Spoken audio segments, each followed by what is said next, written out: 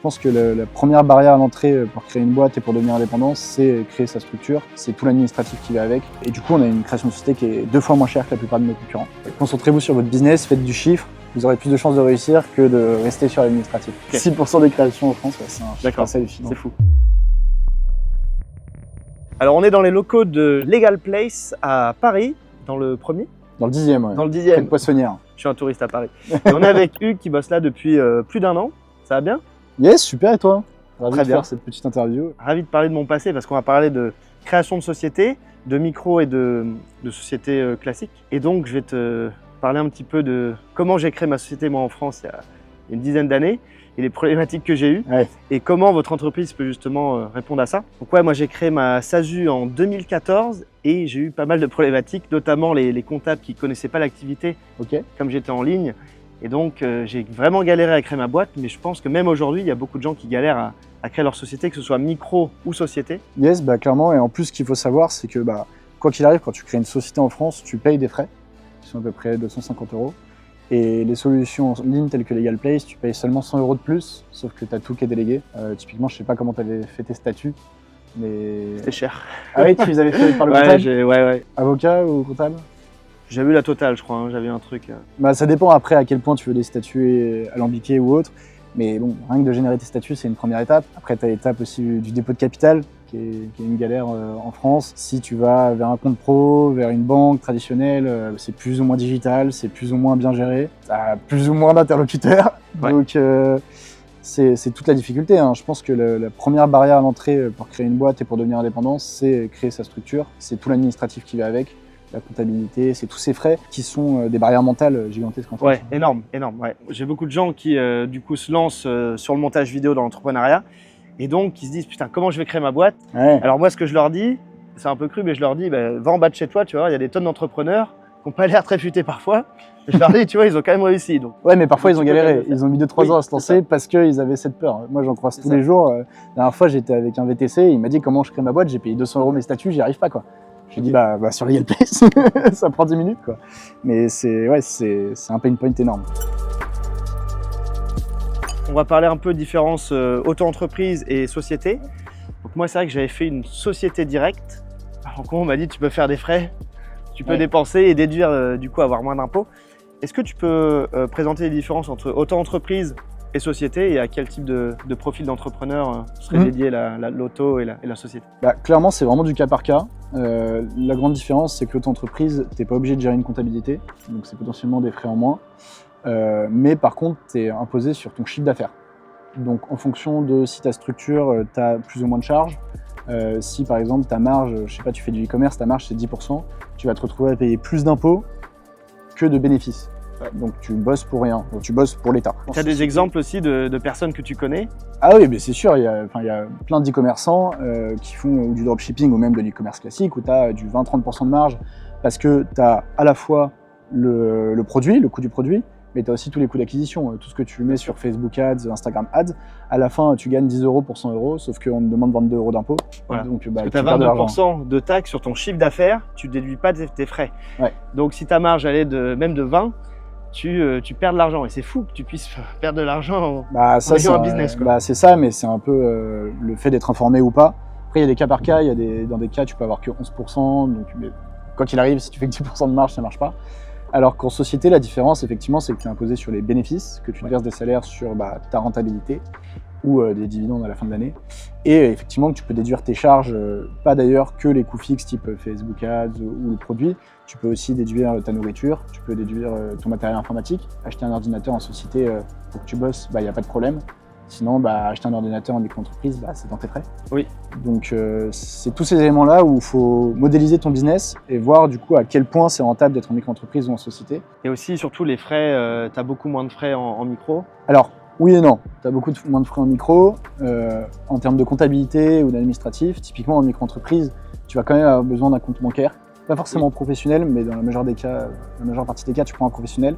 Dès que tu as 10 000 € de chiffre d'affaires, tu dois distinguer ton compte professionnel et personnel. Ouais, parce qu'au début, tu es tout sur le même compte. Tu peux. Tu déclares C'est que une galère. tu gagnes. Ok. C'est une galère, mais tu peux. C'est plus simple de séparer, ouais. Parce qu'après, tu as toutes tes dépenses un peu. Bah, c'est-à-dire que tu vas au restaurant, tu as marqué moins 20 € du restaurant, à côté tu as moins 10 € de Oui. Google Ads ou de Facebook Ads, Ouais. c'est un peu galère. Donc Tu c'est peux. plus simple de séparer, au moins tu as C'est- tout qui est clean. Ouais. Ouais, en micro-entreprise, c'est légal d'avoir tout en même temps, mais c'est quand même très compliqué. En société, c'est illégal, tu es obligé d'avoir Ouais. un compte de société. En micro-entreprise, c'est à partir de 10 000 €, il faut distinguer les deux. Donc déjà, bah, autant faire les choses proprement dès le début. En termes de frais autres, bah, effectivement, tu as la comptabilité qui peut freiner. C'est à peu près 800 € par an. Ouais, sur la société. Sur la société et la micro-entreprise, tu n'as pas d'obligation, mais tu dois quand même tenir tes comptes. Donc, il faut quand même Oui. tenir tes comptes, savoir combien tu gagnes, etc. Parce qu'à la fin, tu as une déclaration que du coup, tu fais toi-même. Alors sur la société, moi j'étais avec des comptables physiques, j'étais plus à plus de 2500 € par an. Ouais. Sur des comptables physiques. Bah, il y a une différence. Après, je ne vais pas cracher sur les experts comptables et les comptables. Je pense Mais que c'était une ça dépense dépend. importante. Ouais. C'est vrai que. Je pense que ça dépend ce que tu cherches. Ouais. Nous, notre solution, pour être très transparent, c'est à la fois un logiciel donc, qui te permet de faire devis, facture, suivi de trésorerie, suivi de TVA, et un comptable dédié. Donc, tu as un vrai comptable qui peut te conseiller sur des choix, sur ce que tu peux facturer ou pas facturer sur ta société, et qui fait du coup tout ce qui est liasse fiscale et bilan. Mais effectivement, c'est pas pareil que d'aller 1 heure dans un bureau de ton comptable pour qu'il te conseille. Donc c'est pas la même chose, c'est Ouais. pas le même degré de conseil, et c'est du coup pas le même prix. Donc forcément, c'est pas pareil un comptable qui a 10 ou 20 clients et un comptable qu'on a peut-être 50, Ouais. c'est clair. Mais après, c'est toi qui fais l'arbitrage de ce que tu es prêt à payer par rapport à ce que tu souhaites derrière. Et donc pour quelqu'un qui se lance, à partir de quand il doit créer sa société? C'est vrai que c'est un peu le point de douleur. À Ouais. partir de quand je dois créer ma boîte? Il y a beaucoup de choses qui se disent sur Internet qui Oui, sont pas toujours... C'est dur de trier le vrai du faux. c'est Donc, ça. au moins avec toi aujourd'hui, on va pouvoir voir ça. Ouais. Bah, clairement, déjà, tu peux pas facturer sans une société. Tu n'as pas le droit d'émettre une facture sans un SIRET. D'ailleurs, c'est pour ça que même n'importe quelle personne qui émet une facture, je sais pas, quand tu es coursier à vélo, quand tu es même un job étudiant, quand tu fais un job étudiant avec des plateformes comme Staffme ou autre, tu as besoin d'être auto-entrepreneur ou en société, tu as besoin d'un SIRET. Donc déjà, dès ta première vente, j'ai envie de dire. Après, si tu veux tester ton projet, tu peux appeler des clients, tester ton discours de vente, voir si ça prend ou pas, mais à partir du moment où la personne va devoir passer à la caisse, elle va te demander une facture, parce qu'elle-même, Oui, elle doit faire des frais de société. si c'est une société déjà, elle va devoir avoir un SIRET, sinon elle peut rien te verser. Et même si c'est un client final, bah, généralement ça va être du coup du e-commerce ou des choses comme ça, bah, tu pourras pas avoir de compte Stripe, tu pourras pas avoir de compte PayPal Pro, ce sera un compte PayPal perso, tu vas te faire bloquer, tu vas pas récupérer l'argent. Il y a le nombre de comptes PayPal ou Stripe ou autres bloqués parce que c'est une Oui, c'est en entité perso, c'est à autre. l'arrache. Ouais. D'ailleurs, ils gagnent beaucoup d'argent, je pense, comme ça. Je sais pas comment ça marche le business derrière, mais il y en a énormément qui se font bloquer leur compte à cause de ça. Ouais. Ok. Donc, c'est la base quand tu veux vraiment créer un business, c'est avoir un numéro de SIRET, faire les choses légalement parce que sinon, tu auras forcément des emmerdes. Et donc avec Legal Place, concrètement, si on veut créer la micro-entreprise, comment ça se passe? En combien de temps on peut créer l'auto-entreprise? Ou alors la société, ça dépend? Ça va dépendre du coup de la structure que tu souhaites, de ton estimation de chiffre d'affaires, Ouais. des charges, etc. Parce Oui, si tu veux te prendre un bureau, c'est vrai que si tu as 600 € de charge par mois, ça peut être intéressant de faire une... C'est ça, même si tu veux société. mettre des logiciels SaaS, si Ouais. tu veux mettre tu vois, ton logiciel de montage, ton ordinateur, des choses comme ça, bah, Ouais. c'est plus compliqué en micro-entreprise. Et tu peux être plus rentable en ayant une... Enfin, moi, c'est ce que j'ai fait. J'ai fait directement une société. Ouais. Parce qu'on m'a dit, tu peux déduire les charges et payer moins d'impôts. J'ai fait... Bah, tu peux payer ta On y va. bouffe, tu peux payer plein de Ouais. choses, donc c'est un arbitrage à faire. Mais dans les deux cas, du coup, la micro-entreprise, c'est assez rapide, ça prend à peu près 7 minutes sur Legal Place. 7 minutes. Ouais, bah, on a une vidéo tuto comment créer sa micro-entreprise en 5 minutes, elle dure 5 minutes D'accord. 14, donc c'est une bonne force de vente. Pas mal. Typiquement, tu suis les étapes, c'est des questionnaires intelligents. Donc, au fur et à mesure des étapes, le questionnaire s'adapte à tes réponses pour te demander uniquement les documents nécessaires et les réponses nécessaires à la création de ta micro-entreprise. Et en fait, tu mandates Legal Place pour créer ta micro-entreprise à ta place. D'accord. Et ça coûte 59 € Ouais. hors taxe. Et la société, ça coûte 99 € plus frais administratifs. Donc les frais administratifs que quoi qu'il arrive, tu payeras en France. Si tu vas sur le site de l'État et que tu crées ta boîte, tu as la publication d'annonces légales et les frais de greffe, qui sont à peu près de 250 €. Là, tu payes 100 € de plus, mais du coup, ça te permet d'avoir pareil le questionnaire intelligent, qui cette fois te génère tes statuts, parce qu'en société, tu as besoin de statuts. C'est vrai que là, ça peut faire peur un peu tous ces termes, mais je pense que la plupart des gens, c'est les gens qui se lancent en e-com ou en business en ligne. Bah, un peu de tout, mais 90% des gens ont des statuts standardisés, Ouais. même plus. Hein. Il y a très peu de gens qui payent 1000 ou 2000 € un avocat pour avoir des statuts spécifique. Oui. Parce que quoi qu'il arrive, par exemple, une URL, c'est à responsabilité limitée, donc ta responsabilité n'est pas engagée. Ces statuts, justement, sont faits pour. Ouais. Donc, effectivement, et d'ailleurs, la majorité des gens en France se lancent seuls, pas avec des associés. Donc, il y a moins ce débat de se protéger vis-à-vis des associés dans les statuts. Ok. Parce que tu te lances seul, donc tu es seul décisionnaire. Mais ce que je veux dire, c'est que vous pouvez aussi faire des statuts, créer des boîtes très rapidement pour 2 associés, par exemple, qui sont à 50-50. Alors, ou on crée 60-40. des statuts de SARL ou de SAS, mais du coup, pareil, c'est des statuts standardisés. Ouais. Si tu veux des statuts spécifiques, tu peux les ajouter. Et du coup, notre valeur ajoutée, c'est pas seulement la génération de statuts. Oui. Tu as aussi l'étape du dépôt de capital, où du coup, là, tu peux aller dans une banque traditionnelle ou un compte pro en ligne. Nous, on a notre propre module de dépôt de capital et notre propre compte pro. On est seul en France à faire la création et le dépôt de capital. Ouais. Ce qui fait que Sinon, tu as plusieurs intermédiaires, et avec vous, c'est un seul intermédiaire. c'est ça, un seul intermédiaire, et du coup ça va relativement plus vite parce qu'on a déjà les informations. Donc tu fais qu'une seule vérification d'identité, tu fais pas 3 fois le même process avec différents intermédiaires.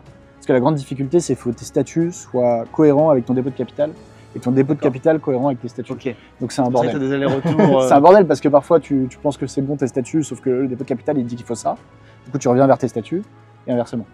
Donc c'est une grosse galère.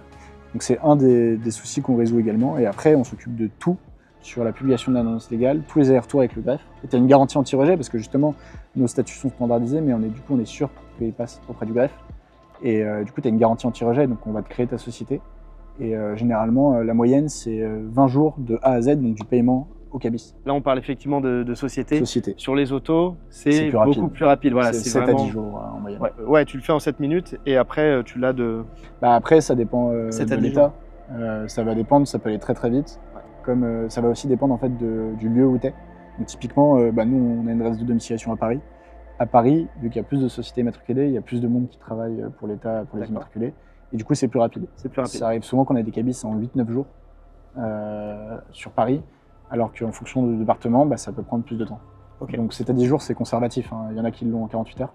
Ouais, ok. On a déjà eu Oui, un tu veux pas cabis t'engager à dire 24 heures chrono. On a déjà eu un cabis en 24 heures, ça arrive, mais c'est pas la moyenne, donc faut être quand même transparent sur ça. On va l'avoir plus rapidement que si vous le faites tout seul, parce qu'on a une énorme quantité d'entreprises qui est créée et du coup on a un flux prioritaire. Mais c'est pas pour autant que c'est en un claquement de doigts. Ouais. Votre tâche est faite en un claquement de doigts, mais après nous il y a tout le Oui, travail après, c'est que derrière. ça dépend pas de vous, quoi. L'exécution ne dépend pas que de nous. Yes, ok. Oui, sur les tarifs de l'auto-entreprise, c'est vrai qu'il y a certains sites internet où tu peux voir des paiements annuels. Ouais. Où en gros, tu as une sorte d'abonnement pour l'auto-entreprise. Avec vous, c'est pas le cas, c'est 59 €. Ouais. En one shot.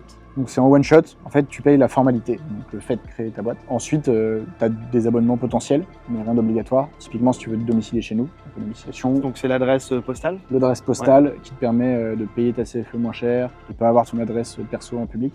Je sais pas si tu es e-commerçant, tu n'as pas forcément envie d'avoir ton adresse perso dans les mentions légales. Ouais. Potentiellement si tu fais beaucoup de ventes, tu es de plus en plus embêté. Hein, tu peux prendre des petits ou si courriers. t'es influenceur, tu as ton adresse sur internet parce que il rank bien. Hein.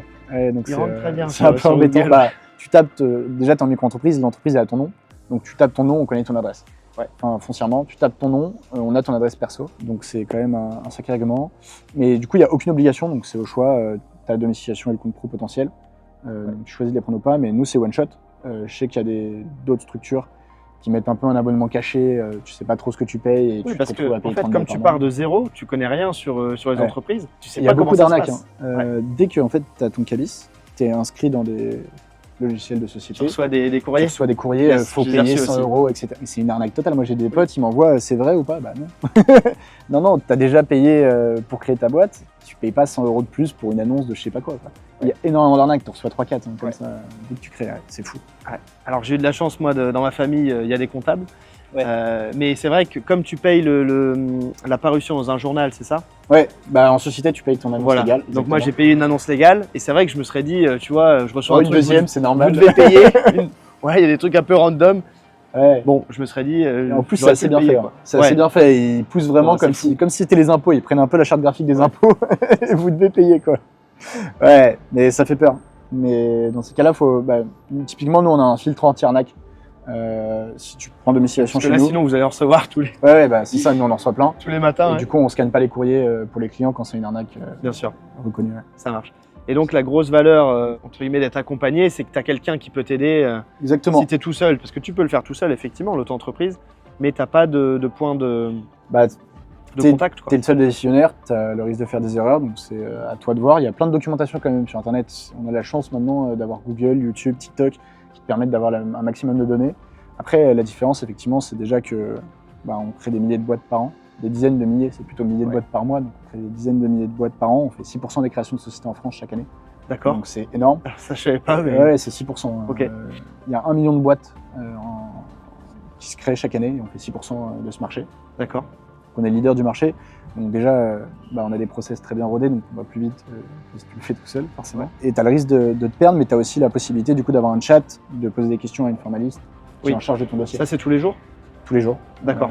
Donc si tu as une question, si tu n'es pas sûr de ton activité, si tu n'es pas sûr, etc., on t'aide. Et après, ce qui est bien, c'est qu'on a tous les process qui sont rodés pour justement que tu aies le bon code APE par rapport à ton activité. Si tu veux faire du multi-activité, que ce soit bien fait, que tu aies les statuts conformes par rapport à ça.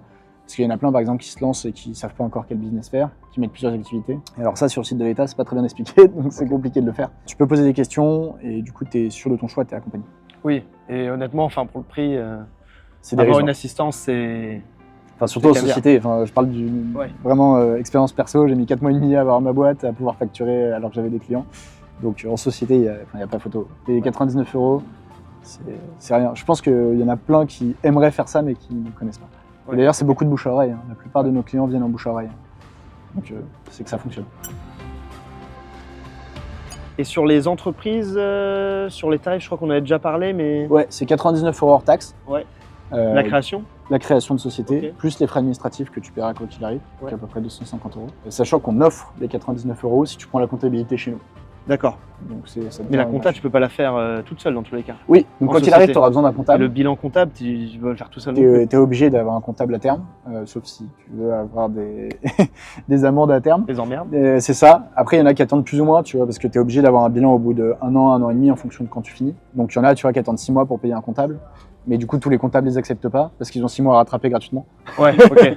Donc, tu as le choix, tu n'es pas obligé. Mais là, du coup, tu as déjà ta comptabilité de délégué, plus tu as la création gratuite. Donc c'est Puis le fait de savoir que tout est clean, moi je connais forcément des gens à droite à gauche où c'est un peu bancal. Le fait d'avoir le support, plus tu sais que tu es avec une boîte qui. Tu as un seul intermédiaire. Oui. Parce que si tu fais ta création chez LegalPlace, ta comptabilité chez un concurrent, ta domiciliation ici, ton compte pro ici, je sais pas, tu as tes bureaux qui partent des trucs, tu as 20 intermédiaires. Notre slogan, c'est ça, c'est lancer votre société, on s'occupe de tout. Oui. Concentrez-vous sur votre business, faites du chiffre, vous aurez plus de chances de réussir que de rester sur l'administratif. Donc c'est un peu notre force, c'est qu'on a tout au même endroit, à des prix quand même très très compétitifs, pour justement vous laisser toute l'opportunité de réussir votre business. Tu te souviens comment tu as fait ton dépôt de capital ou pas? C'est ma daronne qui fait tout. Ah ouais, moi c'était mon associé. Putain. Mais sans elle, je serais mort. Hein. Mais moi c'était mon associé, mais ça a vraiment mis 4 mois et demi. C'est pas une blague, parce qu'il y a une fois, ils ont dit que les statuts n'étaient pas conformes, parce qu'on les avait fait à la main. On voulait pas payer un comptable une blinde, donc on avait fait à la main. Du coup, on a eu un retour. Quand tu as un retour de l'INPI, tu as des frais en plus, parce que du coup, ils ont travaillé sur ton dossier, ils font facture des frais. Et donc, du coup, en aller-retour, tu perds un mois, parce que c'est pas le lendemain qu'ils te répondent, évidemment. Puis après, du coup, les statuts étaient bons, mais du coup, il fallait qu'on aille au dépôt de capital. C'est un truc physique, donc il fallait déposer un chèque, c'était une galère. Et ouais, j'ai 4 mois et demi pour réussir à arrêter le compte. Oh. 4 mois et demi pour facturer. C'est énorme, 4 mois et demi. 4 mois et demi, c'est un tiers de ton année. Putain, sur les concurrents, juste, vous êtes... Du coup, on est assez compétitif, surtout sur la création. Pourquoi? Parce que déjà, on est leader sur la création de société, donc pour être leader, il faut en faire beaucoup, donc on essaie d'être très attractif. Et parce que notre stratégie, c'est pas juste de gagner de l'argent sur la création de société. On est vraiment là pour accompagner l'entrepreneur de A à Z, donc jusqu'à son premier euro de chiffre d'affaires, mais pas que. Donc après également sur la comptabilité et le compte pro. Et du coup, on a une création de société qui est 2 fois moins chère que la plupart de nos concurrents. Ok. Concurrents en ligne, je précise, parce que c'est vrai qu'en physique... Ah oui, c'est pas comparable. Ouais. Souvent, un expert comptable, c'est 500 € la création, un avocat, 1000 €. À peu près, c'est les tarifs moyens. Donc après, ça dépend si on a un pote qui est comptable ou le frère d'un ami, etc. Mais du coup, c'est 2 fois moins cher que les concurrents en ligne parce qu'on capitalise sur les abonnements si les clients les prennent. Donc en fait, tu n'es pas obligé. Ouais, donc potentiellement, tu payes 2 fois moins cher, mais tu prends rien chez nous. C'est le jeu. Et on fait en sorte d'être compétitif pour justement que tu prennes tout chez nous et que tu aies un seul interlocuteur. Ouais. Puis de toute façon, j'aurais mis des extraits, des images de la boîte. Effectivement, plus tu grossis dans n'importe quelle boîte, plus tu as les process, plus c'est simple d'être compétitif, quoi. Bah, c'est ça, on est une grosse structure maintenant. On a levé plus de 20 millions d'euros il y a 2 ans. Et on est près de 200 maintenant en entreprise. Ouais. Vous êtes dans 3 villes? On est sur Paris, Montpellier, Toulon. Ok. Notamment le cabinet comptable est à Montpellier. Et à Paris, du coup, c'est le siège, donc tout ce qui est marketing, SEO, les fondateurs. Interview. Donc ouais, non, on est près de 200 et on a une grosse croissance hein, chaque année. C'est plusieurs chiffres. Ok, très bien. Et juste, ça a été créé quand, la société? C'était 2015. 2015, ok. Mais c'était juste les fondateurs et je crois la création officielle 2017. D'accord. Et ils ont fait beaucoup que les fondateurs au début. Au début, on était sur juste les documents juridiques, donc un bail de location, des choses comme ça qu'on fait toujours. On a toujours plein de petits contrats sur notre site. Et très rapidement, on s'est spécialisé dans les formalités juridiques où il y avait vraiment un pain point encore plus gros. Ouais, donc là vous avez foncé là-dessus. Là maintenant, bah, sur on la fait 6%, création. 6% des créations en France, ouais, c'est un chiffre assez hallucinant. C'est fou. Bah, Hugues, merci beaucoup. C'était Avec vraiment plaisir. cool de découvrir vos locaux et puis de te parler et puis surtout instruire la communauté. Il y a un code promo de 15%. Vous pouvez retrouver le lien ci-dessous dans la description qui vous permettra de payer encore moins cher finalement votre création de société, d'auto-entreprise et pourquoi pas tous les services qui vont avec après. Surtout de se lancer. Surtout de se lancer parce que c'est une De ne pas grosse procrastiner, douleur. de vraiment se lancer, d'y aller, quoi. Ouais, tu sais que c'est vraiment une grosse douleur de l'entreprise, comment je crée la boîte. Même en général, les gens idéalisent l'entrepreneuriat parce que ça paraît impossible.